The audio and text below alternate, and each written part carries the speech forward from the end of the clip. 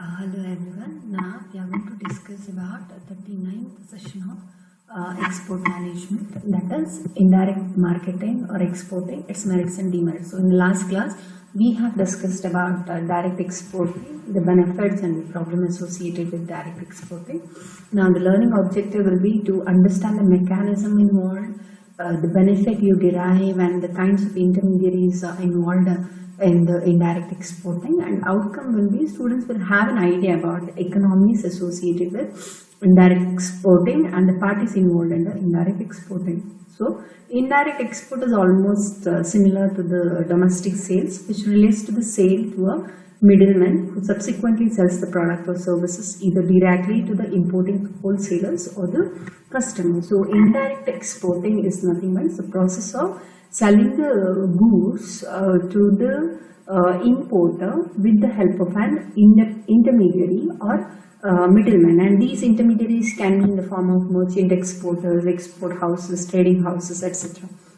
And what are the benefits associated with indirect exporting? The first benefit is that less risk. Less risk to whom? Less risk to the market manufacturer, because they need not concentrate on marketing aspect. They have to concentrate only on manufacturing aspect. So that marketing related risk is transferred to the intermediary. So that will be reduced. Next thing is that less investment. So as they have to concentrate, manufacturers have to concentrate only on production and assembling the goods, they need lesser capital because they are not bothered about marketing of those products directly.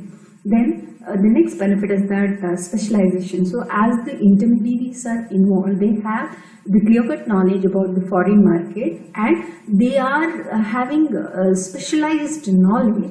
So compared to the direct exporting. Next benefit is that availability of imported inputs. So what the intermediaries can do here is that he can order for raw materials, components or any other spare parts which is needed for the manufacture of goods to be exported. So that benefit you can avail here. Then the next and the important benefit is the technical guidance. So here intermediaries, whoever it may be, merchant exporter or the export houses, what they do is that they will give some advice or technical guidance to the manufacturer on behalf of whom they are supplying the or whose goods they are supplying to the overseas importers. So they will give advice to the manufacturer. Then the next thing is that it is suitable for small firms because these intermediaries help them providing with marketing infrastructure. So the small firm need not directly export. So by that way their cost will come down. So it is suitable for small firms. And the demerit associated with that is that especially for a manufacturer, he won't be getting the first-hand information. Whatever the information he get about the foreign customer, it is from the intermediary. So he'll be getting second-hand information. Then the manufacturer won't be having a direct contact, so he cannot have direct control on the market.